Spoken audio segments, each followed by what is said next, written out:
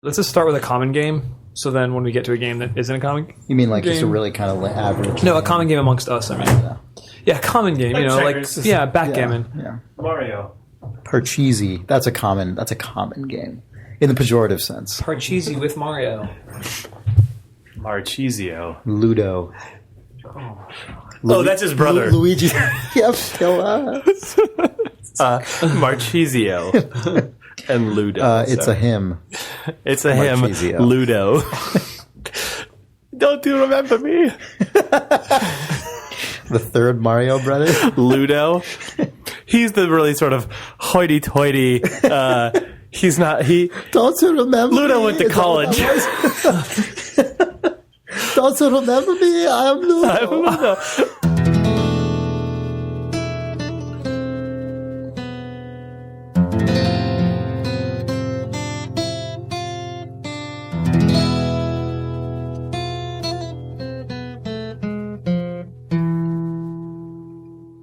Games, video games, video games, video games, video games, video games, video games, video games, video games, video games, video games, video games, video games, video games, video games, video games, video games. It's 1024 by 768, and this is XGA. This is Idle Thumbs 80. I'm Chris Remo. I'm Jake Rodkin. And I'm Sean Vanneman. Oh, hey, Sean. Hey, Sean. Hey, guys. Oh, hi, Chris. You guys always address me like hi, I Jake. just returned. It's because you're the last person to... Oh, I see. Yeah. Oh, hi there. Oh, hey. Hey. Hey. Hi, Chris. Hi, Jake. Hi, Jake. Oh, hi, Jake. I'm Sean. not participating in this. Oh, oh hi, Chris. I'm going to start Jake. podcasting when you guys are ready to podcast. Oh, okay, we're ready. All right. Hi, I'm ready. Chris. I'm ready, Jake. Oh, hi, Chris. I'm trying to figure out which game I'm going to ask you about. I haven't decided. Better decide quick. Clock's ticking. Oh, hi, Chris. Hi, Jake. You want to talk about Dota? Sure. I think I'm trying to decide what game we're going to talk about. Let me think about Dota Anyway, 2. I, Sean Vanneman. I don't know what game I'm going to ask about. First off, I've taken a multi-week break No, I from know. talking I know. about it on the That's- podcast. yeah. And you have played a whole lot more now. Yeah. And I feel like you have a fully formed opinion. Yeah, I mean, it's still incredibly uninformed compared to anyone yeah. who knows anything about that game, but it's fun. I've been really enjoying playing it with you guys. Do you actually like it? Mm-hmm. Yeah, I do. The main thing I don't like about it is the guilt that I'm fucking up your game. Like, honestly, I like playing it a lot. Like, the experience of it, if I didn't know how competitive that game was, like if I went into that game just totally fresh with zero awareness of Lords Management genre or of Dota or of League of Legends or anything, and I'd gotten the exact same introduction I had, I would just be like, this is just a fun multiplayer game. But sometimes we lose and But sometimes now we you're win. just and like, hyper aware that you're like, oh, God, it's because me. I know that there's just that you guys are just better than I am just already. More experienced. I think that's a better way of describing it. Like, Adrian is actually better Sure. than us, Sure. but we're just But more yeah, experienced. you know much more with the game. You've played it a lot more. You play better than I do, obviously, thanks to that experience. And then on top of that, though, it's also compounded from the fact that I just know there's the meta layer of this game that is just this genre is just the most highly competitive, finely tuned thing ever, and people just go multiple layers deeper than they do in Multiple most layers games. Right. deep Well, you're- into the ape shit. Yeah. You're a guy who went to the international before you became Exactly. a beginner. Right. Exactly. And so when I play it, I'm just like, well, fuck. Every time you say, like, you point things out to me, and, I you always do it sound really, very patronizing. I know, but I don't and mean I know, to, no, 'cause I I'm just know. trying to go really fast. I know. Yeah. I understand. It's so bad. I but feel like, bad every time I do it. he'll like, I'll do something, and he's like, oh, Chris, you gotta not do that. And I'm like, oh no. And so I always feel like I'm letting you down, like letting my friend down personally. Because that way. You are. Oh, we even had this conversation, actually. It's funny you're telling me that right now. yeah? This is normally one of those things you would tell me, like when we're hanging out. Oh, Yeah, he's right, saving yeah. it for an audience. Yeah. Well, You're shaming. No, because well, I what's feel funny really is that I bad. hadn't actually like put these thoughts together. I hadn't consciously realized why I feel bad. Well, no, I mean, I was obviously aware playing the game that it's hard and that it's stressful and stuff, but I hadn't actually kind of followed the train of thought because what's funny is I don't really think about this game very much except when I'm playing it with you guys. Like I don't just kind of idly think about it all the That time. must be so nice. It doesn't like consume me just during my day or anything. And so I don't, this is like the first I've thought about it for the last week, basically, because you've been out of town. Right. And yeah, but yeah, there's definitely when I'm playing, I get that strong sense of just letting you guys down. It's because I play with you and I play with Adrian from Valve, and like he's someone I know, like we're not super close friends or anything, but like he's someone I know who is cool, who I like, and so I feel like you guys are individual people who. It's different when we walk away from the game. You're like, oh, fucking Chris. Yeah, like why does this guy keep joining our games? Like, why does he keep doing last hits? Doesn't he know he's got to keep moving? Yeah, he's got to play support. No, it's funny. Like how you just brought up a thing that's actually the thing you're always telling me. That was a little coded. Because I was thinking of the last thing that you said. Because when you said you gotta stop doing that, I was like, what was I? I was digging while you were talking. Right. I was like, what did I tell? Oh, it's because he's taking your last hits. You tell me that all the time when I'm near you and you're playing. It's like, Chris is taking those last hits. That's true. Yeah. Start tweeting about it. No, because it's funny though, because it's not anything you're actually doing wrong. It's like a behavior of the game that just happens unless you subvert it, which is why the game is crazy. Because your guy is going to start auto-attacking the little creeps. Right. And he's going to understand. Yeah. I understand it. It's funny because I'm telling you to do something that the game is just doing. I'm telling you to make the game stop doing a thing that it's doing. Right. That by default it will do. And also, in any other reality of any sort of video game, there are enemies coming towards us. Yeah. You should just help eliminate them. Right. Like that is a logic that makes sense no matter what. So whether you're doing it on purpose or you're just letting the system take over, like the system is subverting your intent. Yeah. You're just doing a thing that you should do in a video game. Right. And yet a stranger will call you an epithet for doing it. It's right. horrible. For doing a thing that you think is useful. I'm helping to kill the guys. The guys, they're all coming this way. They'll hurt me if I don't. So, Chris, you and I have... There was quite a while, especially when Brecken was on the cast, when I think we were first kind of talking about Lords managing in its earliest days, and you and I shared the perspective of having no idea what the fuck is going on with these games. Now that you're actually playing them, what is it like? I'm trying to figure out how to. It's a stupid question, but just like, what have you actually noticed that has been incredibly surprising about Dota? Like, has there been stuff now that you're actually playing it instead of just hearing Sean or Nick talk to you way too much about it that is surprising, or is it just you're now just? Is it more that you're now, from my perspective, brainwashed and speaking the exact same language as all those guys? No, I don't think it's surprising because, especially with Nick, every single conversation I had with that guy about these games ever was just like, no, they're incredibly hard. And I'm like, I don't know, it doesn't seem that. You're just controlling one guy, right? He's like, fuck you, you don't know what you're talking about. Like Nick was always just incredibly dismissive of that. So I feel like it was always reinforced to me that these games are just impossible. So the things that I've learned have just been incidental. They're things I wouldn't have expected, but they're not like revelatory. They're just don't kill the guy when Sean is supposed to kill the guy. And I'm like, well, okay, I guess that's the thing.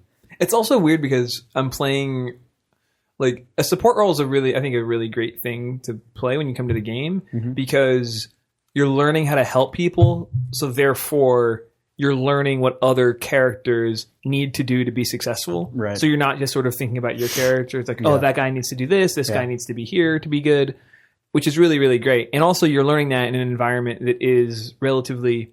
Like if you perform badly, like let's say you die 20 times and you kill one guy, but you do certain support jobs well, awesome. Nobody gives a crap. You know, it's best that they kill you as opposed to killing a carry. Right. Who's the person who's literally supposed to carry the team in the later rounds and the later minutes. But playing a carry so I can be in the same lane as you sucks. It's so stressful because all I'm thinking about is out-level the guy, out-level. I have to get more gold and level faster than everybody we're playing, or you and I in our lane are going to have a really gnarly last 20 minutes of this game. It's going to be really not fun. Right. So I'm just like, out-level the guy, which turns me into a monster. And then on my side, I'm like, I'm a fucking horrible friend. Like, I'm the worst person on the planet. Like, this just sucks. Like, I like hit my keybind to talk. And this is where the community comes from that is so well known. Yep. I don't think it's I haven't that found bad. it to be as bad. No, I know. It seems like also on the League of Legends side, I don't know that much about that game, but it seems like they're trying to take active steps in the actual like feedback mechanisms and stuff that like decrease. I think the companies who are making these games now realize how poisonous that has been in the past, so they're trying to address it. Yeah, just the history and reputation that Lords managers have. Yeah. I'm sure it's still bad compared to a lot of games, but it's probably less bad than it once was. When you sent me that IM yesterday or whatever that was about, and you used the term LoMa, I was like, or whatever you said. LoMa, yeah. LoMa, yeah. And I went, Lords management. Yeah. And in my head, I went, LoMa. It like didn't occur to me that you were just using Lords management as casually as I think a reader abbreviated it to LoMa, and I thought that was brilliant. That is really funny. God, So that's really good. Yeah. Because that makes it as snappy as MOBA, which is the kind of heretic term that... No, LoMa is strong. Yeah. It's really, really good. But it took me a full 5 count to look at it and go, LoMa? Yeah. LoMa? Like Luma? And like the camera? Like, what? And that was a wild IM. Yeah. Yeah. Yeah. It was a Reddit. What is this? Wait, it was what? a Reddit thread that just said, I can't remember the guy's name. It was Voyboy or something? Yeah. Hi, I'm Voyboy, and I just got benched. And it was in the League of Legends thread on Reddit, the subreddit for League of Legends. And then there was just a 1,500 comment discussion about the fact that he just got taken out of rotation on his pro League of Legends team. And seeing the discussion was amazing to me. It was like, this is bullshit. You're one of the best top laners around. Like, this is a nonsense call. People were like, no, I see where he's coming from. Like, you've got to be part of the team. Like, it was just, and it was just like, what are they going to do? Send Hotshot to the top lane and let so-and-so jungle? And then who's going to take the mid lane? Like, what? So what? You're supposed to go bottom lane? Yeah, you're going to go you're going to go the bottom lane. Right. And like, it was like listening to like what you were saying, kind of saying, or alluding to in your IM, but it was like listening to like AM sports radio. Yeah. Where they're like, oh, really? So they're going to bench Castle and put Quinn in. Really? The Chiefs think that's really going to get them into the playoffs. Like, they're going to be third in the AFC Central, for sure. For sure. God. Extreme armchair LoMa-ing. It was crazy. It's armchair LoMa-ing. That's exactly what you would call it. Like, to see all these people who are one. It's like armchair Lords managing. I believe the phrase is actually armchair lording. I also do believe it's just lording. I think that it's armchair lording. I think that it's someone affecting the pose of a lord, but just in a lazy boy. Chair, right? But yeah, God, crazy. Yeah, I mean, because one, the people have to be intimately familiar with the game, on both in the sense that they probably play it a lot, but also probably even more importantly, they watch pro matches all the time, so they see the highest levels, and then they have to actually know what's going on with the movements of these pro teams. Right. Like they know the rosters, and like I mean, that's just I'm familiar with this through StarCraft, but it was crazy seeing it in a different setting. I feel like the Lords management, even more at this point than real time strategy, is just inherently an eSports directed thing. Like it's crazy to see how quickly that stuff has just exploded on that scene. It makes so much sense to me though, especially coming back from the international, where I look at Na'Vi, which is a team that of guys who are have such like clearly strong personalities. Yeah, you can see in just the way they interact with each other. You can see in their play styles, and then because like pro football is, I think, probably a really good example. Basketball better 5-on-5 anyway. Yeah, I think so too. And everybody can do sort of the same things, but like you have like your center, your guards, and your forwards, so they have sort of different like kind of physical profiles, like soccer and football, in that way. Yeah, and they have different physical profiles and definite jobs that they should be doing.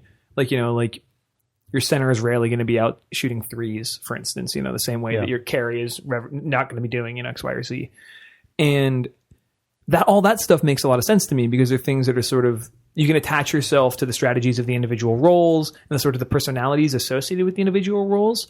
But the thing that's I have yet to get my brain around, even as I become a fan of like a little bit of a fan of the esports stuff. Like I really don't watch a ton of it. Sure, I mean, I watched a few matches before and after the international. Yeah. But people become pro sports fans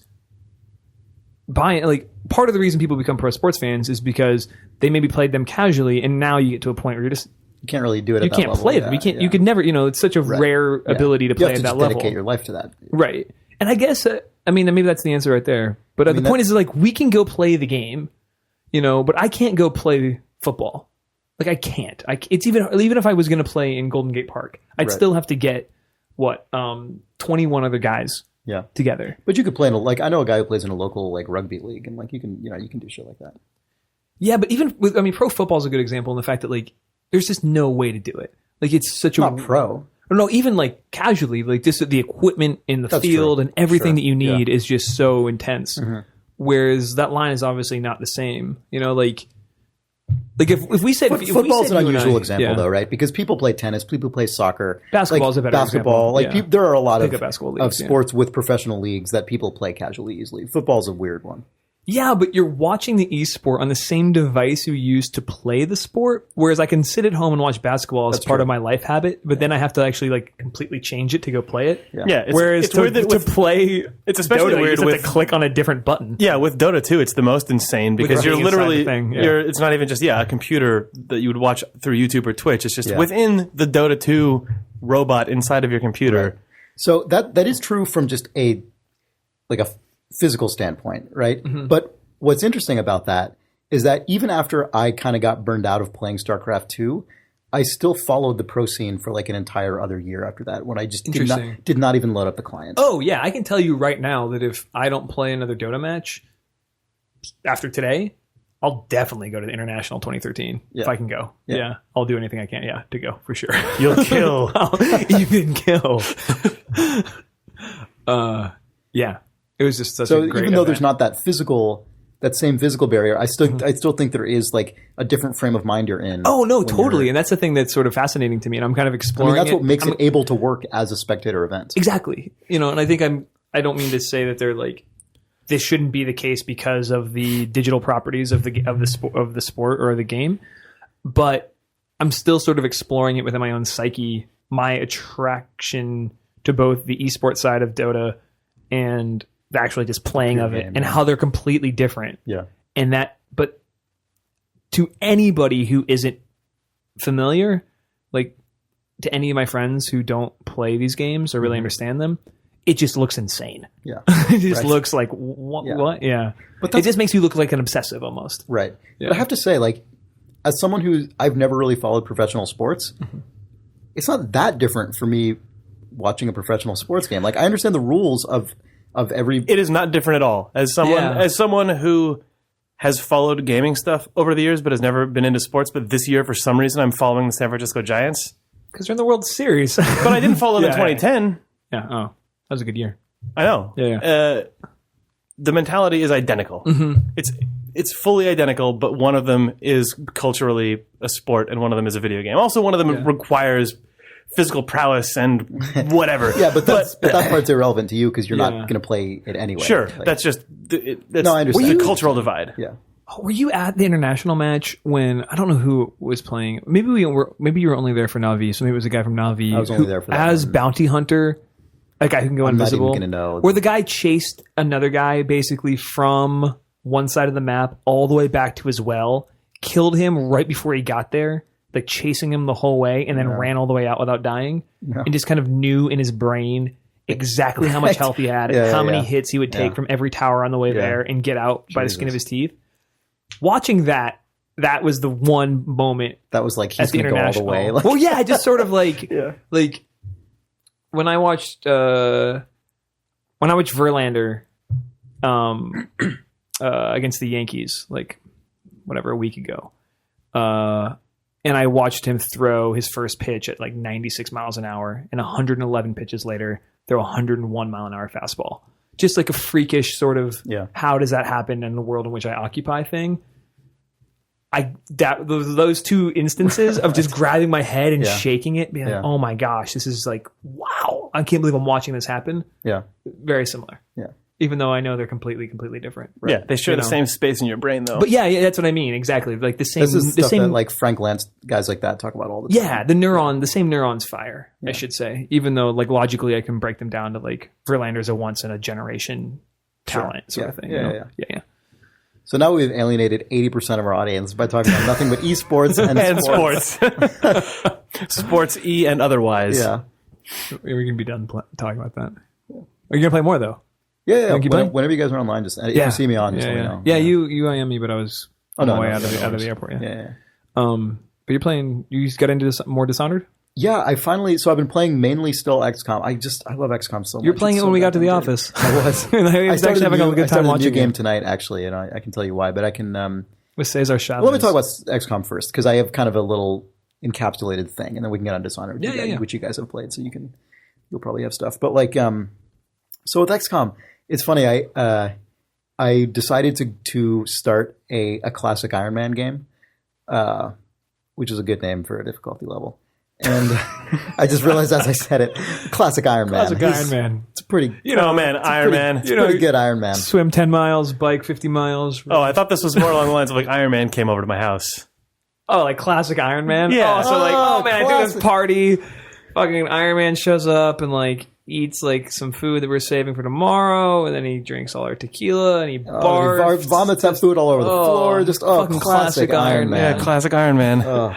So you're playing some classic Iron Man. I started the classic Iron Man game, and so I don't know if you guys are like familiar with the difficulty levels in this game at all, but I know that one of them is classic Iron Man. So there's classic, which is the harder, which is like hard, basically. Classic. And then there's Iron Man, which is doesn't let you. It auto saves every decision you make. Like every time. But what if you want to play like a classic Iron Man? That's what I'm describing. Okay. I'm describing the Iron Man part of classic Iron Man. Oh, I thought you said there was classic and then there's Iron Man. I thought you were then going to say and then there's classic Iron Man. Well, there is, and it's what happens when you combine classic and Iron Man. So Iron Man is a toggle for any. Sometimes I wish this was video because Jake has slid his hand across the top of his head in such a fashion. Sorry, amazing. Everyone listening already knows this, so it's ridiculous that I'm explaining it. But the classic is just a straight up difficulty mode, and then Iron Man is a toggle that when it's enabled, it means every single time you make any decision, the game auto saves and you can never load. Oh yeah, we talked about this last week. Okay, so that's what classic Iron Man is. So I started a classic Iron Man game, and it's fucking hard. Like I'd played a bunch of normal games, or not a bunch, but I mean I'd played a couple. Although I have not finished the game. I haven't gotten to the end of the actual campaign yet. But you catch all the aliens. Well, I felt like I'd gotten over the hump in normal, and I was like, all right, this isn't like I could keep going with this, but it seems really like I feel like I've gotten it. Mm-hmm. So I decided to just step it up. You felt like the rest of the match or the rest of the game, you were just going to just kind of go through. Like it wasn't really. And so, I had 2 failed classic Iron Man runs where I just ate shit, and I'm like, fuck, I'm just starting this again. It's going to be just a disaster to try and continue. And then on my third one, it was like touched by God. It was ridiculous. Like I soared through. I only lost like 3 guys before I got to like the way the campaign works is you research certain things and you get to certain points that move the kind of overall events forward. So like you capture a particular kind of alien and like he has a thing on him that you can research that allows you to find the alien base. Then you actually find the alien base and like assault it and so on and so on. And all of these steps are dependent on when you actually do the thing in the game. Like they're not just going to happen. You like research a thing or you capture a particular category of guy. That's cool. It's really cool. And so I get to the alien base assault, and I've been playing the whole game just incredibly tactically. Like one of the reasons I actually don't mind the cheesy as hell kind of military barks and stuff is because the way that I've been playing the game, especially on Classic, is just by being incredibly conservative. Like I won't advance significantly unless all my guys are in cover, are fully reloaded. Like I'll put them on Overwatch so that they, should take a shot at any guy who comes within range. Like then I'll move one guy up and I'll kind of test the waters. And You're turtling. I am totally just turtling. Totally turtling. A total turtle is what I'm being in this game. And so then I will. And I got to the alien base and I just fucking wrecked it. It was ridiculous. I took like 3 points of damage the entire time.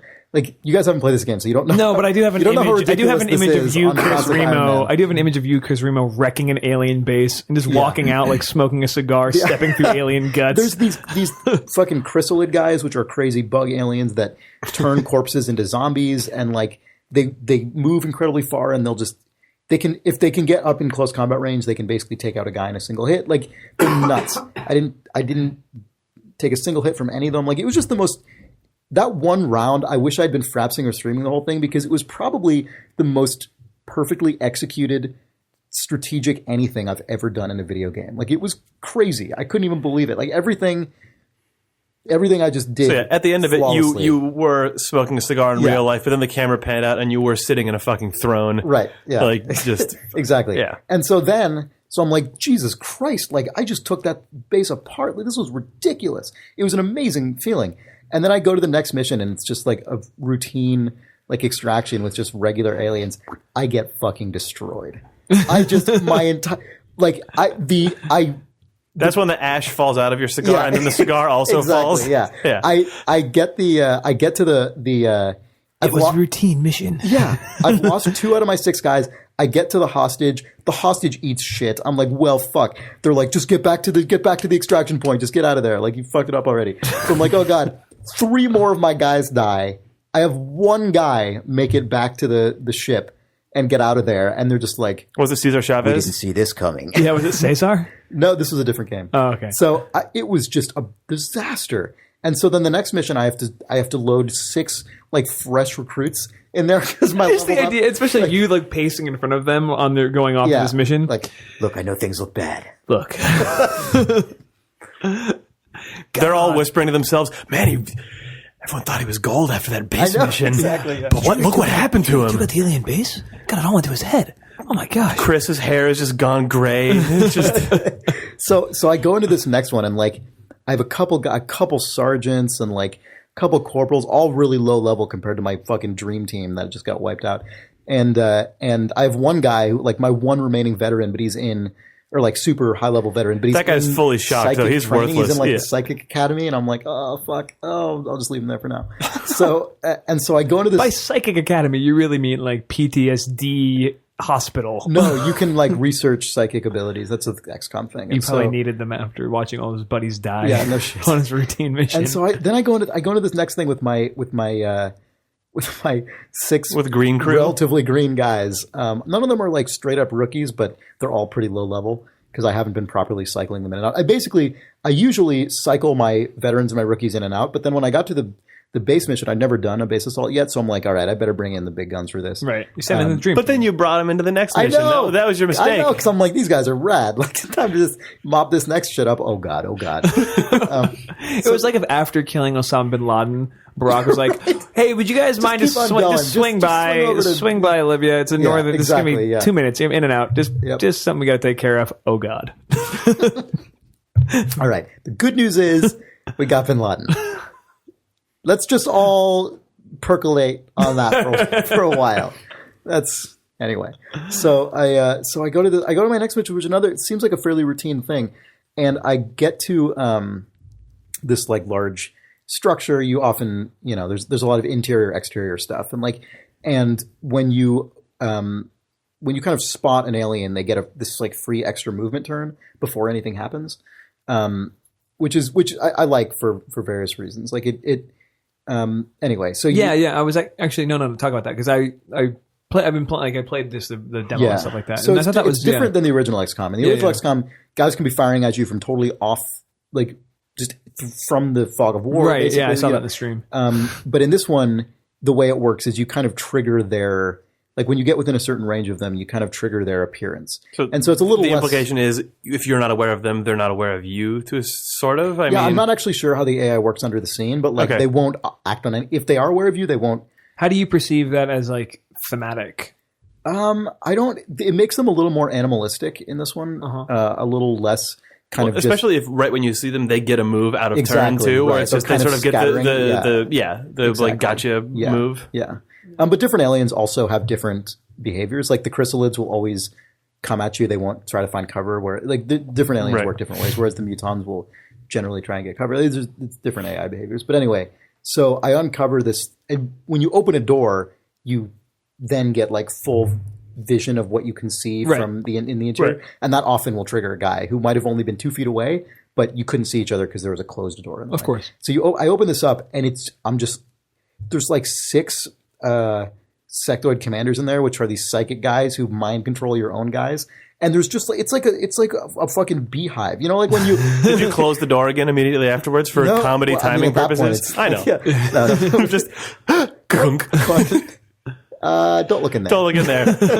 So I see that I'm just fuck. It was just a disaster. Next turn, my whole team is just shotgunning each other. Just fucking everyone's just running around, panicking. Like when things go wrong in this game, they go fucking wrong. That scenario is just a bad Hollywood like sci-fi comedy movie, but like an R-rated one apparently, where the guy goes.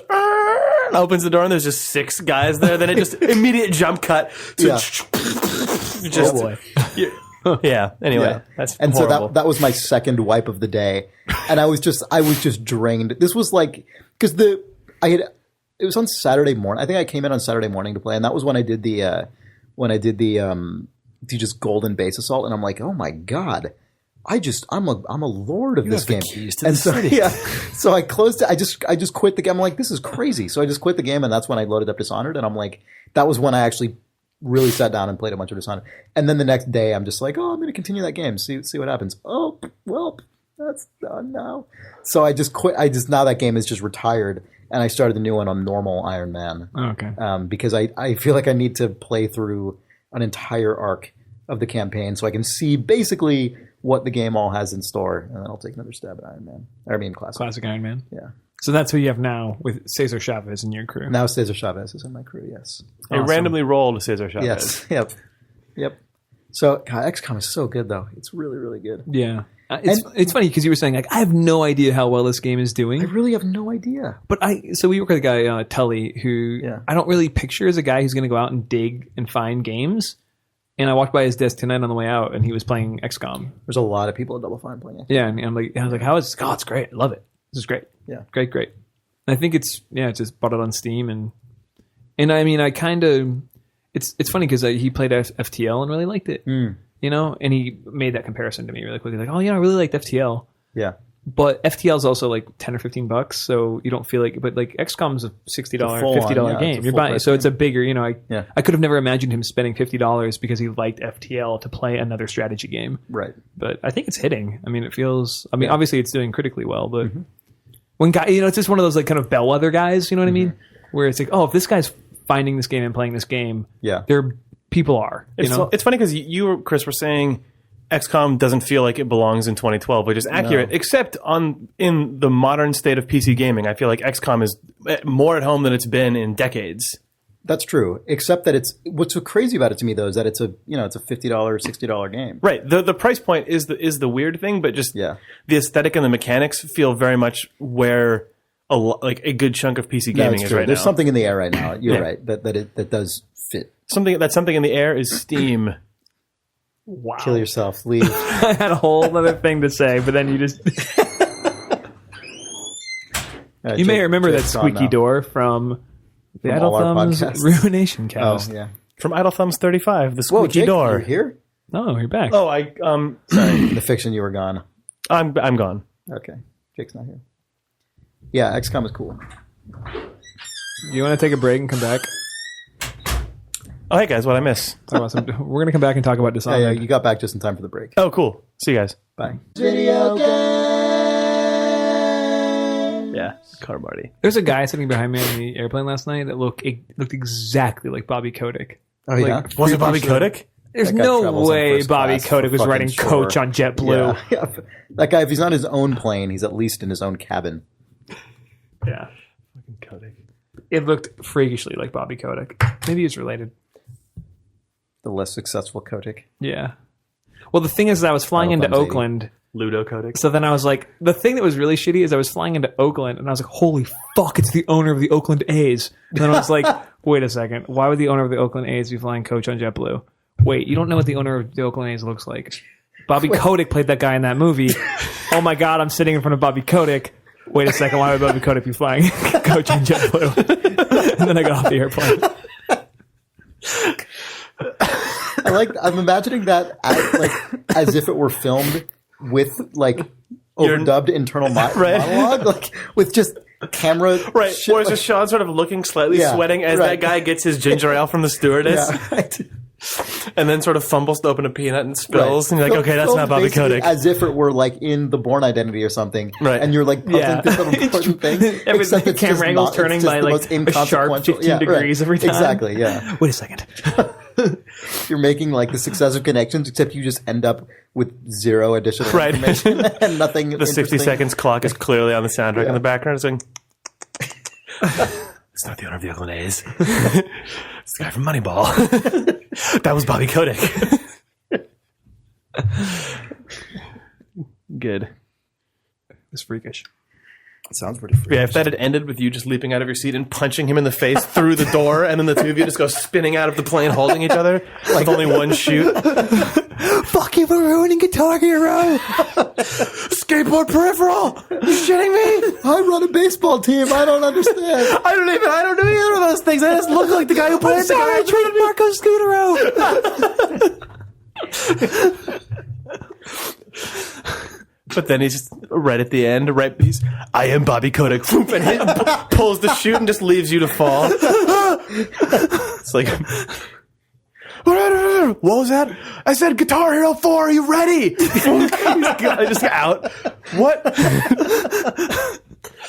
Yeah, and you just see in your hand, you have a business card that says Bobby Kotick, and then you turn it over and there's just a discount code for GameStop. Call of Duty DLC. Yeah, you had to be this. Blops 2 comes out in 2 weeks. Yeah, it's the zombie mod for Blops 2. To process it before you just fucking splat on the ground. You're gone. God, actually, if it doesn't, if the card, it just says Bobby Kotick, and you flip over the back, and it is just a string of cryptic, just hex code, and you're like, what? Boom, splat, and then the forensic investigator is like, we typed it in. It's a zombie mod for Blops 2. Kotick. Yeah, that's probably what happened. Or your flight landed. Crazy weekend. I guess you died at the end of it. Yeah, it was really weird. Yeah, it's weird. You're back now, though. Yeah. That's kind of a cool story for the podcast, though. Yeah. You met Bobby Kotick, he punched you out, gave you a Blops 2 code, then you died. No, we had a fight in free You fall. punched him through a plane.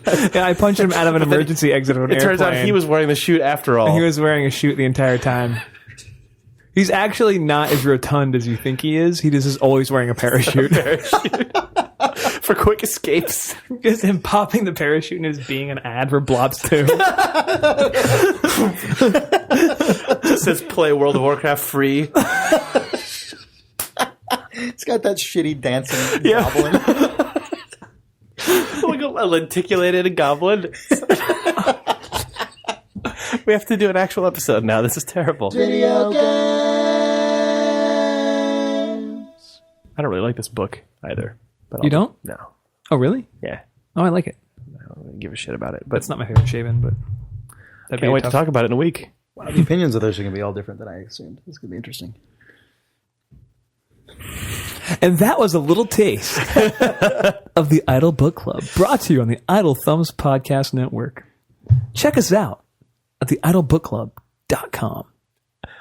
Really just idlebookclub.com. Why are you saying we don't that control in that. the tone of like you're like gunga galunga over there? Oh, because we're not actually on the podcast. What do you mean? Yes, we are. It's Halloween. Video games. Hey guys. Does that mean we're back? Yeah. You're reloading your Dishonored old-timey pistol. Oh, yeah. I was assuming that Chris would replace that with the actual This is Doom when Steve shotgun complains reload. about how that's not reloading; it's something else.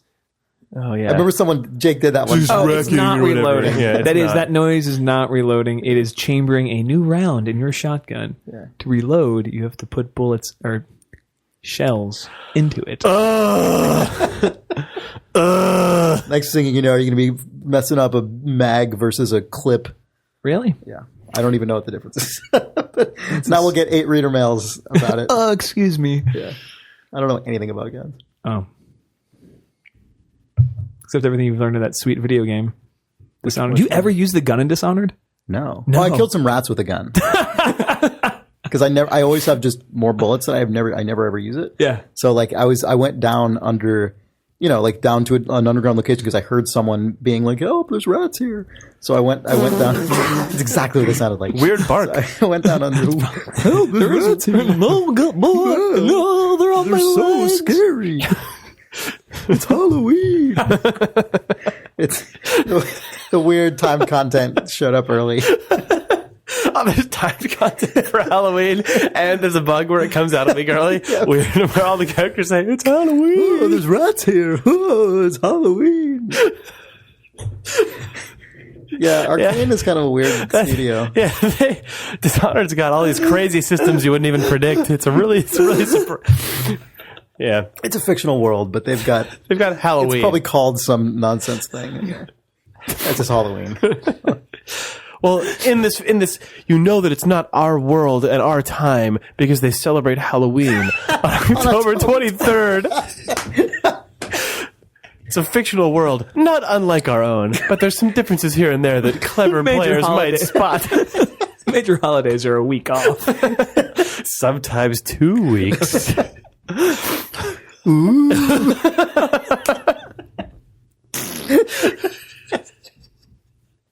Oh, we're the worst. This podcast is terrible. So you shot a rat with a gun. Yeah. On Halloween. On Halloween. Halloween.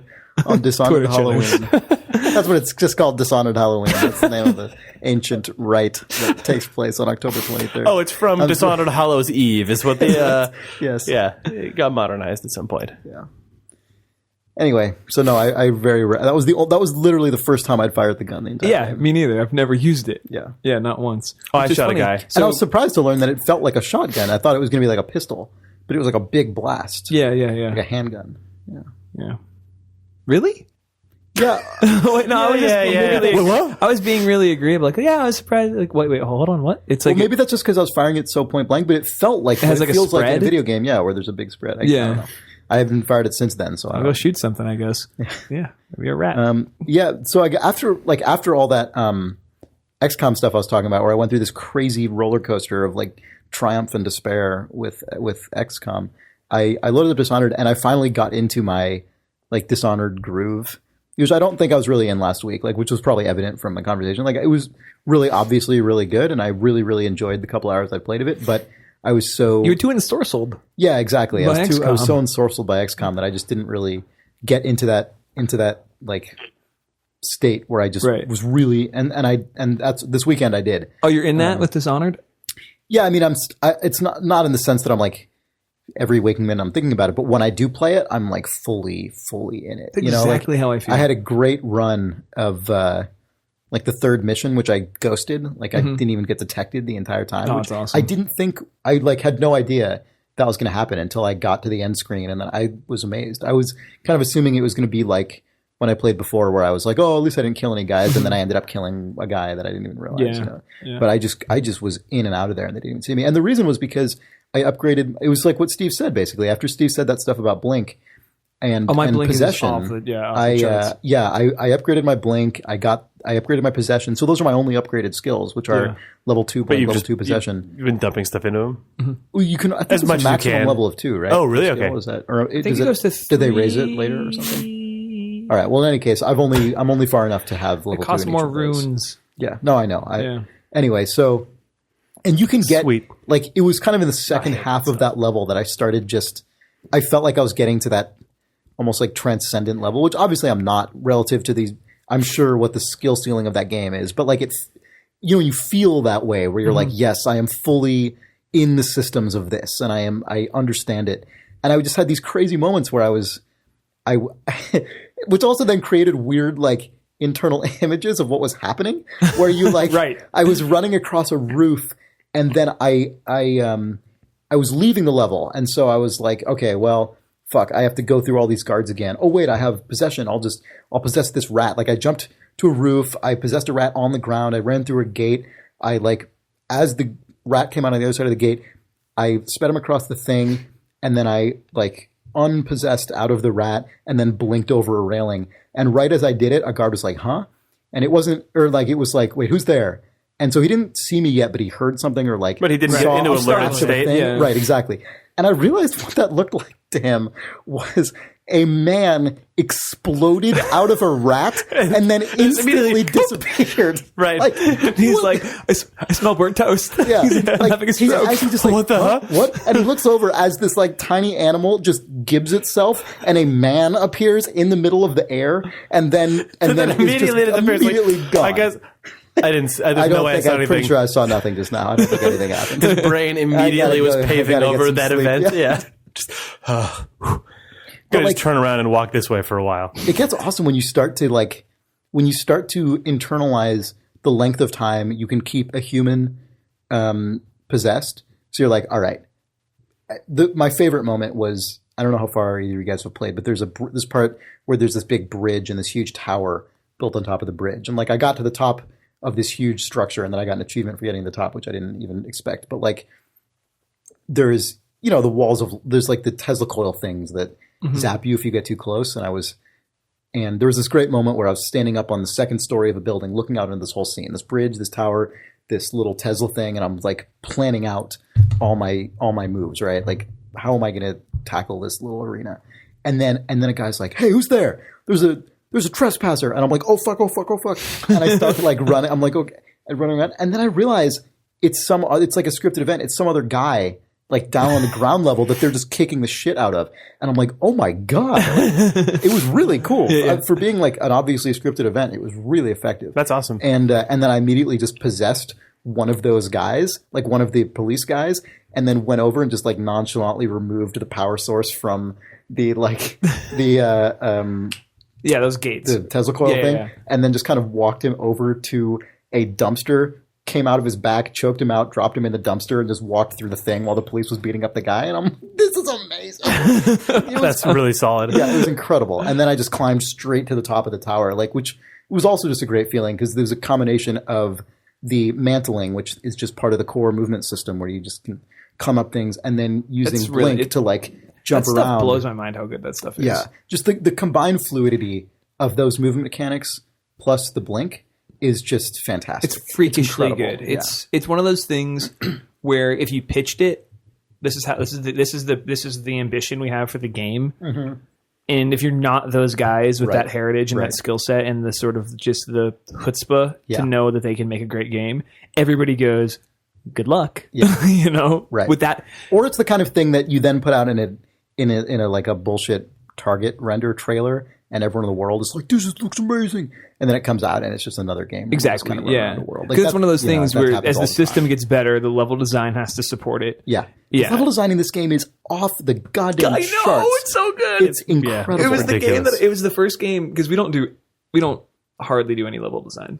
Like Jake and I have no background. Telltale. Yeah. Just as people. Adventure games don't don't really involve level design. Yeah, but even before even before this job, like it's just not something I did much of. And but I always think like, I got some chops, I'll be able to, but this game is totally this is the game that finally put the boot heel into your face. It's like, you don't know shit. Yeah, you don't know shit for shit. Well, go make a dialogue tree, bitch. Yeah. This specific lineage, the like Looking Glass, Ion Storm, Austin lineage, right? That spawned games like Thief and Deus Ex and System Shock. Like that is just level design skills prime, like in this industry. That is just that is like where that discipline is born out of. Then there's the kind of separate strain of the Half-Lives, which is kind of informed Call of Duties and stuff like that. Which is also has a lot of skill to it, clearly. But but specifically that kind there's of sort of like level design and there's space, almost like scenario design. Levels as spaces, like large scale spaces in worlds, I think is a total like Looking Glass heritage. But it's also levels as spaces that are built kind of covertly until you poke at them as huge system playgrounds. Yeah, I was just going to say that. Like, the levels themselves are almost systems in the fact that they're that's what I'm saying is the levels get better, the systems can be pushed further, and as the systems get better, the levels have to get more the thing that's more ingenuity. Especially when you have a game that is so much about all these interlocking systems with player-driven progression. Like these levels have to retroactively support any number of different player states across different development paths the players chose, right? Like if I didn't ever put any additional points into teleportation or like if I never bought teleportation and only kept the level 1 blink and put all my points into killing things, like that level would be an entirely different experience for me. Oh man, did you see someone posted a YouTube video on the Idle forums and the thread the post was just like ghosts, no kills, silent, whatever, blah, blah, blah, ... I think I'm playing this game wrong. Here is a true Dishonored Lord. Yeah, that guy. I didn't see and that. It's a YouTube video of a guy who's just like, he's playing the opposite of silent. He's playing loud, where like he actually, it was almost all slides, jumps, and like planting the spike mines things. So he'll go to a place, pull out his sword and just bang it on a metal surface forever to attract like 4 guards into a room, and then like boom, just like flips around the rooms. Like there's a bit where he's running, slides under a table, looks up, plants a spike mine underneath the table, then makes a noise to attract the guard over and blows him up. Like it's this like just 2-minute video that's just the opposite of what everyone who thinks they're a Dishonored badass does in Dishonored, but instead he's like found the other end of the spectrum and is just a crazy, like everything becomes the most tight action movie montage you've ever seen, but it's using the same systems. It's really impressive. Stuff like that is the difference between a game that hinges almost entirely on scripted moments and a game that is like the gulf between those becomes all the more stark and insane when you see a video like that. Right, where you see the video that's like just the guy being the Kung Fu movie thing of just everybody, like the sword going king, king, king, and then you just expect the one-liner to come out. Like that's just let's play. Like it's just the complete opposite of like no one saw me the entire time. It was like right. Well, the way that I play is it's the opposite of that, as you say. Like in every respect, I'll sit on a roof for like 3 unbroken minutes, just not moving. Like, I will just sit there, making sure I understand every single guard patrol route, like making sure I understand frames of like field of view of all these guys. And I will just sit there and like decide in my brain what I'm going to do. And then it's so cool to be able to be impressed by play in this space, in these 2 complete opposite spectrums. And to think you're playing like this neophyte spy who's just slowly like, I got to be really deliberate. I got to do this. And he's playing a John Woo movie. It's fucking incredible. And then you also have to bear in mind that the level designers on this game, and I mean, consequently, obviously the systems designers as well, have to they've not only made a game that supports both of those, they've made a game that's like the third point of the extreme triangle, which is the guy who just walks into a room, sees the guy, and just starts firing at one of them. Yep. And then the other guards will run over because that's just what they're going to do. Right. And he's just playing it the way you would play a video game. And like, I assume that at a certain point, the game is going to push back on that. Like, I don't know how, because I never get involved in direct combat, I don't know how fragile your guy is or anything, but like, you can die really fast. Yeah. I mean, they've still got to support that middle ground to some degree. Yeah. Well, I mean, if you play it effectively, like, it's almost like playing Doom. You know how like JP was showing Doom? He's like, movement is the thing that keeps you alive in Doom. Yeah. That's what I found. The difference is, I think a lot of people would slow moving projectiles. Yeah. I think a lot of people, the third sort of dot, it seems like that I would expect at least is the most common playthrough of Dishonored, is just playing it like a first person cover shooter. Right. That's I guess. Which is not just running gun. That's true. Come around the corners so really fast. Have you fought any thugs? I got in one really stupid fight. I thought I had these guys, and then once maybe I pretty much avoid it when I can.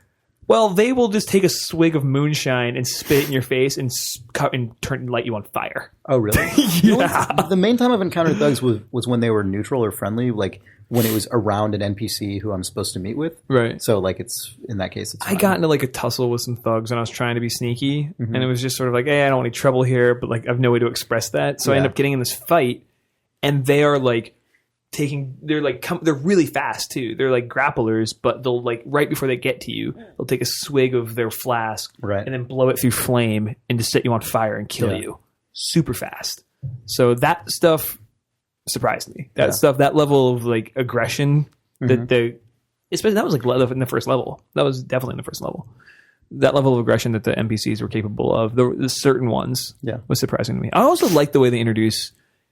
Oh, man, all the NPCs that you encounter that you're trying to sneak around or that are attacking you are all so different and feel really different. Yeah. The first time I encountered an assassin on the roof, I was like, "What the fuck is this guy doing up here?" Like I just thought he was like my nemesis. Well, me too. Yeah. I did too. I thought it was like a specific guy. Right. And it's like, I'm like, yeah. My first time was just they saw me before I saw them, and I got wrecked. Exactly. But then that level that I was talking about, I think it was like the 3rd or 4th level. I can't remember exactly what order it was, but that was the one I did surprisingly well, like better than I thought I was doing at the time.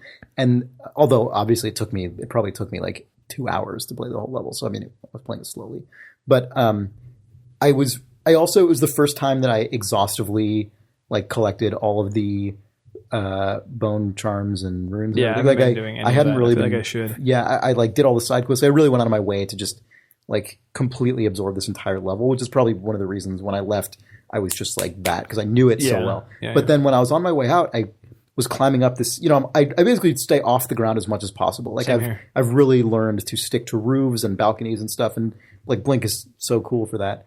And I was sneaking around this whole roof system, and then suddenly I mantle over a thing, and there's one of those ninjas just like crouching down, looking over the town, and I'm just right behind him, and I'm like, oh my god, like this is too perfect. It's amazing.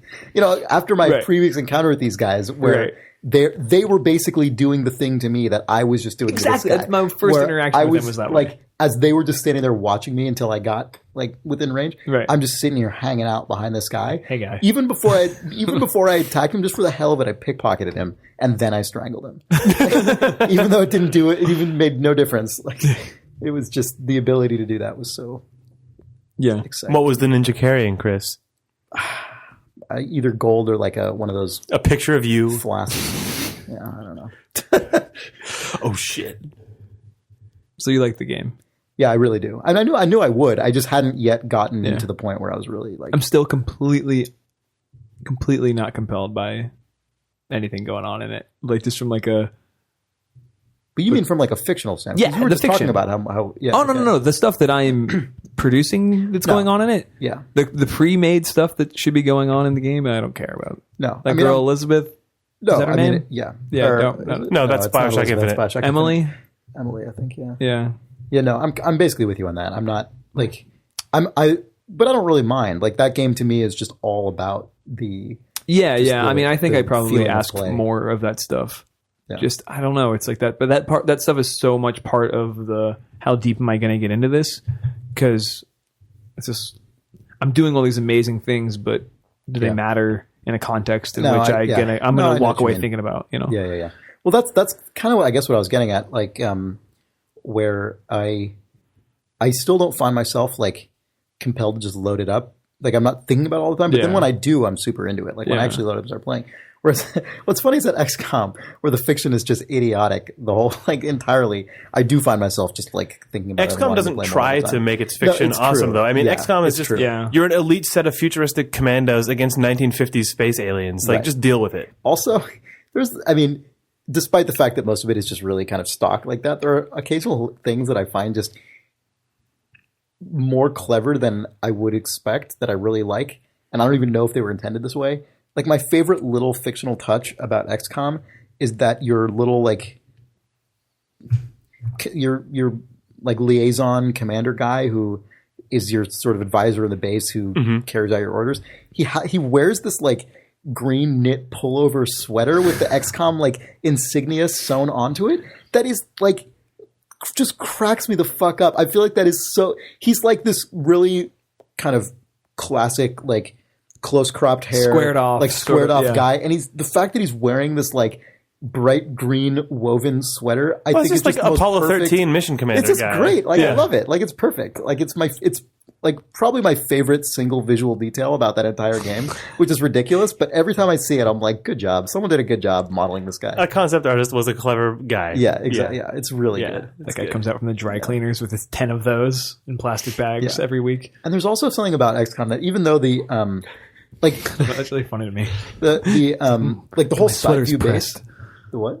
That guy. That's right. Yeah. Got my sweater's pressed for the week. Good. So he doesn't even direct it to someone; he just does it himself. Yeah, he goes to the. Yeah, it's like a whole routine he does. Because he's got to make sure. Yeah, and he's just got his guy picking off the last piece of lint off the shoulder. Yeah.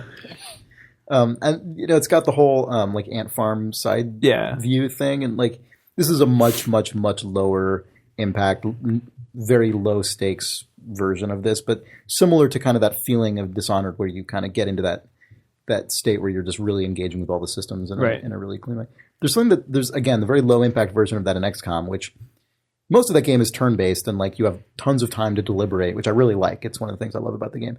But I find myself navigating the base, like the right click in the game is like back out of, and then left click is confirm, which makes sense. But when I navigate the base, I find myself just clicking around all the rooms, going in and out, being like, all right, go here, sign a satellite here, back click out, jump out. And it ends up being this crazy jumble of like zoom in, zoom out, pan here, go this. But I've internalized all the locations of all my stuff so fully that I'm always a step ahead of what the UI is doing because it's animating. It's like tweening between all these different places, and I'm always like doing it at the exact as quickly as I know the game will the UI will keep up. And so I feel like I'm actually sitting here manipulating this crazy thing, like with a high level of mastery, even though it's just menus, essentially. It's just, but it doesn't mean that your screen is now outputting sci-fi movie like. Well, yeah, even watching stuff. It was just like zooming. There was a lot. All you need is the stupid Minority Report gloves. Barf. I hate that that's now just.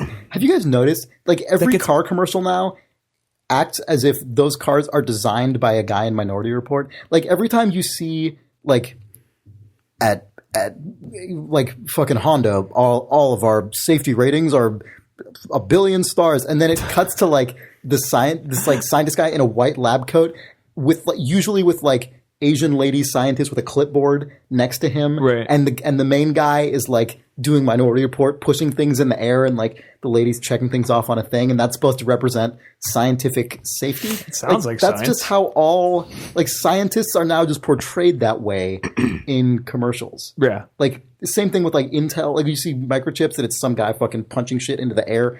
Like is that what people think science is now? Like, has that successfully just colonized the popular imagination of science is just Minority Report? That's how I thought you were manipulating that base. You were doing science. I was using a mouse. Yeah, I know. I know your mind is blown. Oh, your hands were moving so fast that I thought that maybe they were floating. Interface. Oh, that's true. I just don't even see them. Yeah. I don't know. Maybe I'm making that up. I feel like that is just how commercial media likes to present science. Yeah, the future of non-tactile interaction is questionable. Yeah. At best. Looper has that shit in it too. Have you guys seen that movie yet? I didn't really like Looper. I didn't like Looper as much as I liked Brick. Oh, I feel that way for sure. Yeah. I didn't like Looper when I watched it, but it's a movie that the moment I walked out of the movie theater, I started liking it more. Now I want to see it again. But it was the opposite for me. When I watched it, I was enjoying it, and then my opinion of it degraded the more I thought about it. I don't know. It just doesn't. The basic concept just gets more and more silly to me the more I think about it. There's like a lot of just things that don't make any sense in that movie to me. Yeah, but not for interesting reasons. Just ways I'm like, oh, that was just kind of dumb. It's super constructed, but for what it did, I liked it a lot. It felt. I don't know how to describe what I'm trying to say exactly. Pierre, it reminded me. Also a guy who. Oh, you know, I forgot to say something about Source Code, but took itself way more seriously. Whereas Source Code, I was like, all right, these are both silly movies about kind of goofy concepts. But I felt like Looper was just so serious about itself, and I just couldn't take it seriously. Oh, I didn't read Looper as being all that serious. I read Looper as being reasonably self-aware, but I thought that it was I liked that it was sort of confidently cinematic, but in a geeky way. Like not geeky, but like it felt very genre aware in its choices, but it was also being as filmic about it as I think you can be when you're making a movie about time traveling mobsters. Like I don't know. That movie seemed like, to me, my take on it was this movie knows exactly what it is and it's doing that really well. Whereas I guess you were like, well, what does this movie think it's doing? Which is a reasonably different read. It felt to me like it had more ideas than it knew what to do with. And it just felt overloaded to me. It did have a lot of ideas. I agree with that. I felt like it got a little unclean. I felt like it could have dropped about half of them and made a stronger film. Yeah. The kid. The kid. I don't know. Yeah. I totally left some Dishonored stuff on the table. Oh, what do you want to talk about? Right now. New guy we just hired at Telltale who is a writer. He's a good guy, Pierre. And he hates it. Really? And I thought he had a really good... I said, why do you hate it? He's like, I'm done with it. Mm-hmm. He's like, I played for a while. Like, I'm done with it. Mm-hmm. Because it actually reminded me of the gun conversation. How I don't know what the gun does because I never used it. Right. He goes, so I was in that bar... Yeah, the bar, your main hub bar in the game. That's where your bed is and stuff. I dropped a grenade, and everybody died, and the game was over. I went, that's stupid. And I stopped playing the game. And I thought that was, obviously the articulation of that is flat, but I couldn't not agree with him. Really? Yeah. It's what like would you have done if you were a designer of that game? How would you have supported that? Everybody in the bars anymore. I think people in the bar. If you could, do I have a magic wand? Yeah, sure. Okay, so not including production realities or budget. Sure. Yeah, let's go blue sky this shit. Yeah, if the NPCs detect a grenade, they run from it and then come back and give you shit. Like, to let you do the event and you can't do it. Like, people literally make it bulletproof though. Like, it's actually, they will what happens if you're point blank and you point a gun at a guy and pull the trigger? I mean, you really want you have to support, Gears of... I think you should support all those things. He laughs at you, and then your guy automatically starts shooting more and more into him, and then he laughs harder and harder as the bullets have no effect on him. I just mean, you literally want it to be that you can do whatever you want, but they will always be one step. Like, I think why don't AI guys have that same ability? This is where the conversation goes, right? As a designer, this is where it goes. Yeah. But I do think trying to support as much of those, if you're going to build all these systems and then say that there are these areas of the world, between trying to chase that dog's tail and doing what they did, of course, that's why I said wave the wand, right? I'd much rather the game just made them unkillable than said game over. Personally, yeah, I don't know, but I don't care. I don't care the way Sean described. No, I don't care if they're narratively unkillable. That's not interesting to me at all. But just don't let you throw a gun in there. And let you keep the guns pointed downwards, like you do when you go to the village. I'd rather. That's fine. Yeah, I would be fine. In that situation, I feel like saying, "Oh, we'll let the player be as expressive as they fucking want," but it'll say game over. I'd rather just have my character lower his weapons in a scene. That's fine. At this point, that's totally I probably would 10 years ago, me would probably disagree with that. But at this point, just the simple hassle of a game over for that is just tell me that I can't shoot her. I don't want to discover a narratively gated game over. That's stupid. No, I agree. But whatever. It's funny funny that was his response was, I blew up guys and it said game over. Fuck this game. I find that if I were to start taking that attitude towards things like that though, you just can't play any video games. I know it's really hard for me to play video games as somebody who agrees with him. Just because you want the game to either say yes to what you're doing, or so much of the systems and level design of the entire experience does. So much of the game does. Or visually communicate that that's not what you do here. Therefore, you'll just role play as the guy who's at home and not going to hurt these people. And I think lowering the weapons is the thing to do there. But if you're going to let somebody drop a grenade, keep going. Did you guys, when you guys got to the very first time you went into the bar, was I just not paying attention, or do you not have no idea that those characters are your allies? No, you have no clue. I turned the mission markers off and all that stuff. So when I went into the bar and I was like, oh my God, these two guys look like they know what they're fucking doing, and they're having a conversation, I immediately just hid.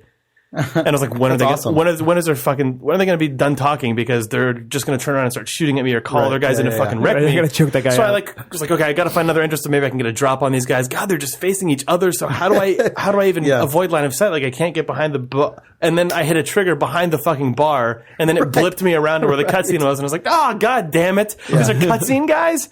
Oh, I wish that it had supported what I was doing, because the way that they found me was crouched under the bar, looking up, listening to them, and then I finally hit the trigger volume back there. They just looked like A-level bosses whose conversation I was going to interrupt, and then were just going to wreck me because I had no context for that situation. But it was. I don't think Corvo would actually have done that in that situation. He probably would have lowered his weapon. He probably would have thrown a grenade in, but then he would have gotten game over. Yeah. But no, I mean, you guys know that I have all kinds of problems with that kind of shit in games. I mean, it's not. I'm not. I've watched you play Army of Two. Excuse things, but I just mean the line between saying this is just fully unacceptable and saying, oh, they probably could have done this a bit better. You know what I mean? But I do. I have a lot of empathy for once the artifice is broken with just a game over. I dropped a grenade in here and the game was over. I have a lot of empathy for that just sucking you out of the world so hard. The reason that I brought up the stealth thing is I think in the very specific situation of the first time you go into that bar, especially if you're not paying attention to the UI layers, contextual clues, or if you've turned those off, I could see PR having the exact same response as me, but not wanting to be playing non-lethal and just going, who the fuck are these guys? I'm going to wreck those guys before they have any idea who I am. Grenade lob. Game over. That is a weird experience. Yeah. And that's probably specific just to that one instance, which is a contextless place where there's two NPCs that you don't know are ally NPCs. Yeah. Which is a weird scenario. Because my instinct was to sneak up on them, but if I had been playing lethal, I probably would have just tried to kill them. Yeah. Because I'm dumb, apparently.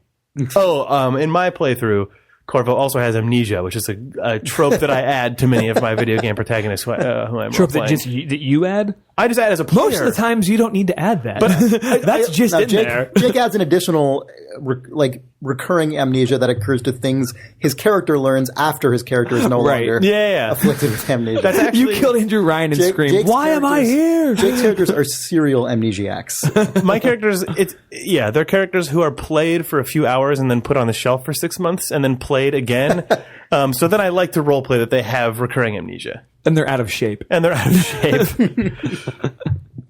like that with a lot of games too, though. I just skip every cutscene if the game it's pretty obvious. You skip after watching one cutscene, or if it's an unskippable cutscene, but the jump button is supported, you will jump through every cutscene. Right. Well, then a lot of cutscenes you can't skip for 5 seconds. Are you skipping the loading? Things. Actually, in Dishonored, I'm watching the cutscenes. Yeah, I'm watching them too. Because I want to be generally aware of, especially doing things non-lethally. I'm curious about what the because a lot of the non-lethal things. I mean, sometimes it's just strangle the guy, but sometimes it's like a very specific thing where it's like actually go find this other NPC who then he'll take care of the problem in a non-lethal way for you. So it's essentially just hitting an A button and then just trusting the game. Like the game's just telling you it happened non-lethally and you just have to trust it. Right. So especially for reasons like that, I want to know what the justification is. Right. Especially because JP was telling me about something that he heard, one of the explanations for a non-lethal thing that sounded really suspicious. So I'm waiting to encounter that myself. So you didn't kill that first guy? I haven't. There's only one guy I've killed, and I don't know who it was. It was just some guard who I guess I accidentally killed. So in the first mission where the two guys are having drinks and you're supposed to go in there and you know what I'm talking about? They send you to kill that general at the very beginning, the first level. When the two guys meet in the room and you go in there at first and then you hear them talking in the next room. Yeah. And they meet in there. I was in the room when they were in there. I was hiding already in the room. In the room that they come into to have their discussion? Yeah, I was hiding in there too. But you hear them in the next room being like, blah, blah, blah. Oh, yeah. Let's go in and have a drink. Yeah. No, I didn't kill anyone. Did you just hung out? Yeah. Well, it was crazy, actually. Did you let that guy get poisoned? No, I didn't. So what'd you do? I jumped up and I assumed I was going to be able to just approach him and be like, I'm a friend. But he immediately was like, "Who are you? Guards!" And I'm like, "Oh God, oh God, oh God!" So I just threw a sleep dart right into his face. And the general, or the other guy? The other guy. Okay. And no, because the general I choked. Oh, and then the other guy is like his girlfriend or his wife is like, "Don't let him die." Yeah. Right. Exactly. And I thought he was going to be friendly based on that. So you choked him out. You stole his journal, shot the other guy in the sleep dart in the face, and ran out. Yeah, the general I choked, I think.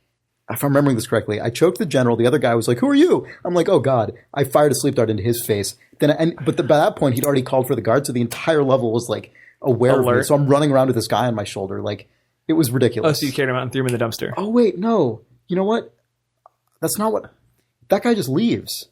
Oh, really? Yeah, I choked out the general, and the other guy was like, "Who are you?" And then I just ran. Because I'm like, fuck, I don't know what to do about this guy. I'm supposed to ensure that he's fine. So I just booked it and hid, and the entire level was just on alert for the entire rest of the time. Did he survive? Yeah, he did. Oh, okay. Because the girl came up to me when I got back to the thing. Oh, really? What happened with you? Oh, I got into that room before, heard they were coming in, and right before they were coming in... I was hiding behind the fireplace. Oh, see, right before they came in, I looked down at the cups, and I went, huh, and I swapped them. And then I ran and hid underneath the table, and I just saw their legs. Under the table? Yeah, that's awesome. And I just saw their legs, and they're like, and the guy takes this cheers, clink, and then he takes a sip, and then the guy's like, oh God, something's wrong, and the general just passes out and dies. Next to you? Yeah, because he's like, oh, he's like, he's dead. And I'm like, got that guy, took the journal, and then the other guy's like, oh my God, what's happening? And he's about to call the guards, and I shot him in the foot with a sleep dart. Nice. And then I picked him up and carried him out and put him in the dumpster. So what happened when you got back? Did he count as being alive?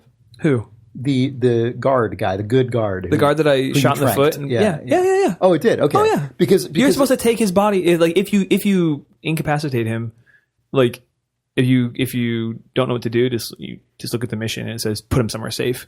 Oh, okay. And there's a safe. On mine, there's a safe spot to put him. Because for a second that's what I thought I did, but then I remember now I didn't. I was it was really weird, and I was confused actually because I went in there and took out the general, and I was so convinced that the other guy was going to be like, oh, thank God, like you weren't forewarning me about this thing or whatever. Right. That I was just like, oh, this will be fine. I like that he didn't. Though. I know. Yeah, I know. better. He was doing his job basically, being like, "There's a fucking guy in here." Who is? I'm like, oh no. So yeah, I just booked it. Yeah. No, it was great because I mean that was the one thing. That's when I realized the game was good. You know, I think when I was in such like a neurotic panic that I just scanned over the glasses and I saw a tooltip and it was just like swap. I was like, yep, and then just got underneath the table. Yeah. I was like, well, that scene was just great. It was great when I was doing it too because I was right around the corner. And like leaning still really freaks me out because it's really good. Even though you know that how it works, like it still feels like it shouldn't, right? Like you just feel a guy exposed. can be looking right at you and you're like, all right. My face is just in his face. Like, you should know I'm here. I know how leaning works as a person. Right, exactly. But anyway, whatever. So it's fine. Like, it works contextually in the game. And so I'm just sitting there, like, poking my head out from behind this fireplace as the two guys were talking. And I'm like, man, this is crazy. Like, what am I going to do here? Like, there's nothing between me and these guys. It was actually a really interesting moment. And then, you know, the resolution was fittingly ridiculous because it wasn't. A guy comes out of the shadows, strangles someone, and then runs out of the room as fast as he can. Exactly. It was the opposite of how I usually try to play this game, but there were no other. I couldn't see any other options. So but it was good. I mean, the way it worked out was really cool because it was, you know, if you'd been able to throw something across the room so they both looked away and then go and swap the glasses then and then disappear behind the fireplace again. I know. It's just the idea of throwing something so they look around and then a guy creeps out from behind the fireplace, swaps the stuff on the table, then disappears into the shadows again. It would crack me up. But then you would have killed that guy. Yeah, he gets poisoned. Yeah. Oh, he's so upset when he gets poisoned and he realizes what's happened after his first ring. He's like, oh god damn it! And I saw it all from his legs. You know, so I didn't see them. Yeah. I just saw their legs. Oh. So I'm hearing this scene happen above the table. I'm like, yeah. Also, I want to just put out a public service announcement here. There is a bark where the guards just go, oh, this is the worst. Yeah, they just go, huh? And I was confounded by this for ages because I was like, there's no way I just got seen. I'm like in the dark behind a thing. Like I haven't even leaned out. How is some guard seeing movement or whatever? And so I actually just asked Harvey Smith on Twitter, and I'm like, all right, this might be a weird question. Is there a bark that is just that is completely disconnected from AI perception of the player character? And he's like, yes, it's a bug. We need to fix that. I'm like, thank God, thank goodness. Yeah, like it was completely bizarre. So if you're playing that game and you're freaked out by that all the time, it's hard to suppress the reaction, but yeah, it's the Dishonored equivalent of the ambient sound in Doom that just is the noise that sounds exactly like one of the enemies that flips you out every fucking second. Yeah. But in this game, there's actual mechanical consequences. It was an homage to that, though. Classic PC first-person shooter homage. Yeah. So yeah, anyway, this is a good game. I like it. Maybe we should read some mail. Oh, no, I'm sorry, real quick. I've also been playing Mark of the Ninja. I played it a little bit because it came out on Steam and I hadn't played it at all yet. And I won't go too into it because this is probably running long. But because I'm going to play it. Yeah. I want to just make the observation. Klei-made. Playing it at the same time as I was playing Dishonored. Oh, Klei-made. I thought you said Klei-made. I was like, yes, Klei-made the game. Klei is the developer. I said claim-made, but Sean read that as Klei-made, which is true. Yeah. Clay did make put a badge on all their games. Yeah, Klei-made. Klei-made. Like, I thought you meant when you said that you thought that I said Klei-made, I thought you were talking about like claymation or something. No, Klei, like an old Klei. studio that used to make sports games that was called Indie-made, but it was owned by Microsoft. Like it got bought by Microsoft, but it was called Indie-made as if it was like Indie-made. You know, a division of Microsoft Corporation. Yeah, I thought that was they made like the snowboarding game. Anyway, whatever. So I've been playing the Klei-made. Claymation game Mark of the Ninja, and you're making this claim. I claim-made about the Klei-made claymation Mark of the Ninja. It's not claymation for our readers, but carry on. No, it's not. And actually, I'm not really a huge fan of the art style, to be honest. Okay, like I'm not. It's not my deal. I guess the kind of like hyper crisp Cartoon Network style thing. It's just not my not my thing. I'm not really into it. But I do have to say I liked it more than I did when I started. I'm liking it more than I did when I started playing the game. Specifically in the context of playing this game at the same time that I'm playing Dishonored, because they're both stealth games and I'm playing them both the same way, which is non-lethally and trying to be as stealthy as possible. And even though obviously there are videos of that crazy guy who has every system in Dishonored down to a science. For me, Dishonored feels much mushier. It's a 3D world. The distances are very, very large. There is not a ton. There is definitely some, especially with dark vision and stuff, but there's not as much as in Mark of the Ninja of just completely visualized. Mark of the Ninja is very mathematically distinct in itself. Exactly, right. Yeah. So I feel like when I'm playing Mark of the Ninja, everything is metered. Usually if I completely mess up in Mark of the Ninja, I just die. Whereas when I mess something up in Dishonored, it's sort of a softer version of Far Cry 2 where I can kind of correct and thrash around and figure something out. And I find it actually, the art style of Mark of the Ninja kind of resonates with that because it feels very crisp. I know exactly how far the guy can see. I know exactly how far the dog can hear. I know exactly how far the light extends. So everything feels like this very mathematical interaction with the world. And it affects, just the feeling of play. Whereas Dishonored, everything's sort of, the textures are painterly and the world is sort of soft and there's a lot of flat tones and everything just feels more ambiguous. And it's been cool playing these two games side by side and seeing how they each reinforce these attributes of their core systems, at least in the way that I'm playing them. And I'm sure each of these games can be played in a different way, but the way that I'm playing them, that's how they each feel. And it's actually been really cool. There was a GDC talk 5 years ago by Koji Igarashi, the guy from Castlevania.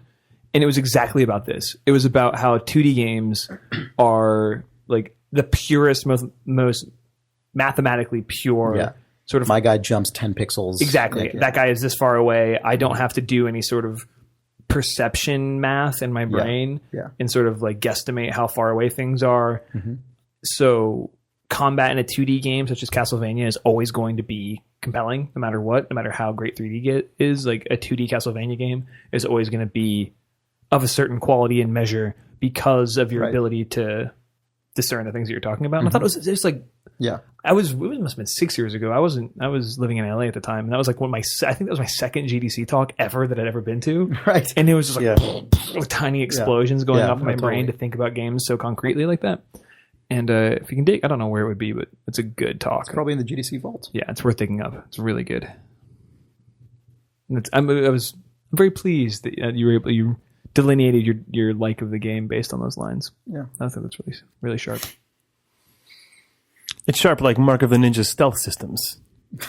Reader mail time. Neverwhere. It's a claymation game.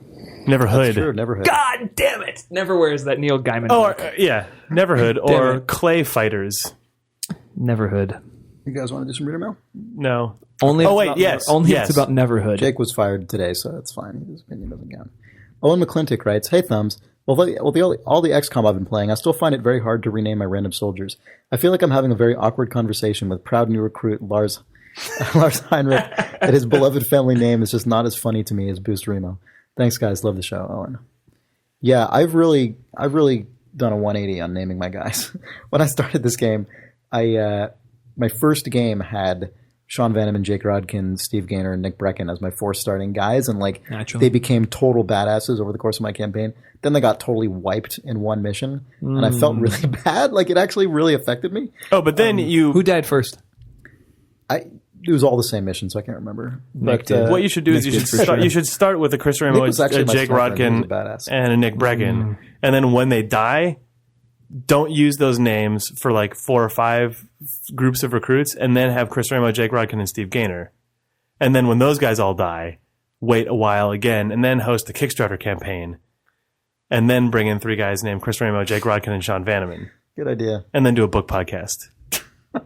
Oh, yes. All right. That is an intense simulation. Yeah. I didn't realize that XCOM supported all those different things. My campaign. Yeah. It would work, though, I think. Probably. So, yeah, at this point, I went through a few more kind of attempts at naming people, and now at this point, I never name them anymore. I just can't get attached. Even though it's... Did I hear the email the right way, though? Was he basically saying this guy shows up and he's like, what's up? Lars Smith reporting for duty. He's like, nice, you're Chris Remo now. I don't want to hear any fucking questions about any of it. He's like, but he's like, shut up, Chris. That's the way I read it. Yeah. These recruits show up with names and he's like, that's nice. That's a cute Lars name. looks over at the wall of fallen soldiers, all of whom have a brass plaque underneath, which says Chris Ramo. Yeah. Well, he's saying he finds that awkward, so he can't do it anymore. Right, he's saying what I just said. He just feels too bad. Right, yeah. The guy shows up and he's like, look, I don't know how to break this to you, but you got to be F. Nick Brecken. What? Excuse me? What is that like? What does that mean? Is that like a role? Yeah. Like, is that? Ethnic I thought I was a Brecken? sniper. Yeah, well, I'm not sure. I mean, I thought it was JP Sniper. Yeah. So my reason for not renaming is different than his, but still very present. It's because you can't bear to see them go. No, it's weird because they're all just little generic soldiers, but it actually really, after you've been playing with the same guy for like hours, you've been and, through a like, lot many together. missions, it gets tough. New reader John Hunter says, "Hey guys, I recently heard about Idle Thumbs from a friend, and I've listened to a lot of your podcasts in the last couple of weeks. I just listened to a large portion of your Ruination cast. Listening to your discussion between the differences between Far Cry and Far Cry 2 and how Far Cry 3 will fit in, I found myself thinking about that subject. From what I've seen, it seems Far Cry 3 is more similar to Far Cry 2, as it has a more open world than the first game. What it really draws from the first game is the tropical setting, which I actually prefer to the look of Far Cry 2. Do you think this is accurate, and do you think Far Cry 3 will fulfill our hopes as huge fans of Far Cry 2? Thanks, John H. from Wisconsin." It's nice to get a new reader. Yeah. Excellent. Good to hear those new I really readers. hope so. I doubt it will, but we'll find out. Yeah. I actually prefer the Far Cry 2 setting, I have to say. I prefer the savannah. Really? To the yeah. Huh. Yeah. I would never thought that. Really? Yeah. About me in particular? Yeah, just an opinion unexpressed by you. Yeah. Why is that? I don't know. We don't really spend a lot of time talking about the setting of Far Cry 2. Yeah. I know. It'll be nice if you mix it up. Go to an island setting. Yeah. See what that's like.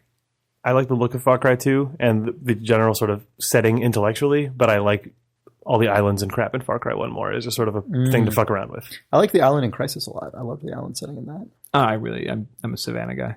Far Cry 2 I thought was just mind-blowing. I was just... No, me too. I was just Oh, yeah. I was putting... Same, but I just... We've gone to a serious place, so I was putting Chris on as if we've I know, talked but about just... Far Cry before. As a thing to fuck around with, I really like the Far Cry 1 setting a lot, but as a thing that's Did you play actually... Just Cause? As a thing that's actually interesting, Far Cry 2, no, I know I need to play You Just should play Cause. Just Cause 2. I know. You're a man who would like to ride a plane I know. on the wing. Play it on PC, and you can download all kinds of crazy mods that make it really good. Like Unbreakable Rope and stuff. I don't know. It's just, Oh, man. that game is best as just crazy sandbox. So Like, when you trying to take play- Just Cause and turn it into Gary's mod, but with a game running inside of it. Well, because it has all these systems in it, but it tries to act like it's an actual game with a campaign. And that's just not what that... I mean, it's just really not what that game's about. Like, I tried to play the campaign of that game for a while, and I'm like, this is just not what this game is. Like, this game is like grapple hook a plane and like Is there fly only one of around. these games, or are there two? It's called Just Cause 2. Okay, I don't remember if there was a They two. just started with that. It was like Leonard so Parts good. No, or whatever. sorry, you said See, that's a thing that would be awesome. Somebody Yeah. wrote in, we're not going to read this question, but somebody wrote in if there's any design choices that people could take from Louis, which is a great TV show. my God, that would that be show's so one. good. Launching a series as a sequel and never talking about the unreleased prequel would be phenomenal. That's something Louis would do. yes. Sorry, Jake. Oh no. I was thinking about stupid things. I was thinking about the fact you're that if on you all added an fronts. apostrophe right before the cause of just cause, it would become slang for just because, which is horrible. yeah. But I'm sure people have talked about That's that. been proposed. Okay. I don't know what the internet is. I haven't paid attention to this game. Yeah, you should get the demo of Just Cause 2 because it gives. I mean, it's a pretty good. If you indication like of the what's in island, that if you game. like the island setting, I do like the island setting. an island man. Christian Deathloff. Thanks for writes, writing in, Jonathan. And thanks Yeah, for finding thanks the for that. podcast. That's Yeah. fucking awesome. Glad to hear a Far Cry 2 fan speak up. Yeah, it's about time. Christian Deathloff writes, "Hi there. While playing XCOM on Iron Man, I was reminded of the emotional attachment I had to certain characters in the endgame of Mass Effect 2, the so-called suicide mission. First of all, I think both games successfully try and make you care about your soldiers. Mass Effect via lengthy, predetermined cutscenes and dialogue, and XCOM via the importance of veteran soldiers and the random stories you experience with them. In both games, you don't want your soldiers to die. This creates tension in the suicide mission of Mass Effect 2 and every single mission in XCOM, while making the wrong choice will permanently kill a character you absolutely do not want to die. I think it's interesting that the two games achieve this in such different ways, and in my opinion at least, both only work if you don't correct your mistakes. That is, don't replay Mass Effect 2's suicide mission and playing XCOM on Iron Man. Greetings, Christian."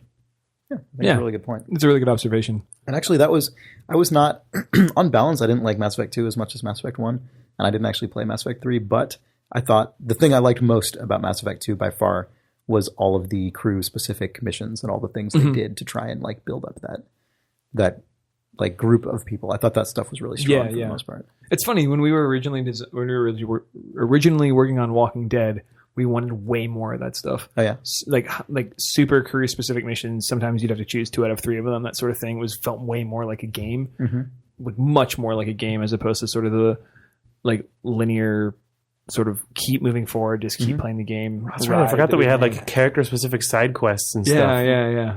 Which one you complete first determines which of the next ones you can do. Maybe somebody dies and you can't play the one that they had. Yeah. That was stuff. Yeah. We didn't do that. No, we made a different game. I forgot about that. I didn't play Mass Effect 2. Well, that just about does it here at Idle Thumbs. Thanks for listening. We really appreciate it.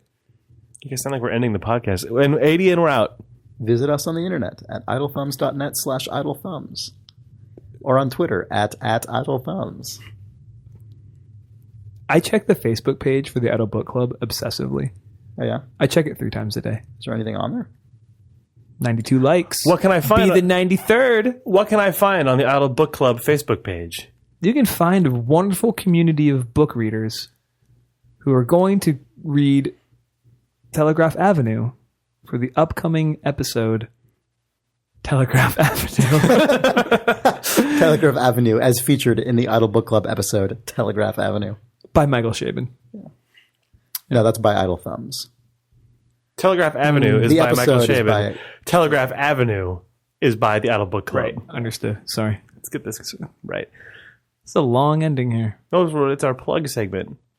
Review us on iTunes. Don't do that. Support our Kickstarter.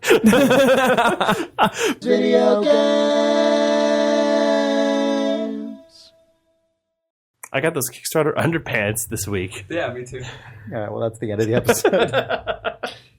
Have you worn them yet? What does that mean? Wearing them right now. Really? They're comfy. They're comfy.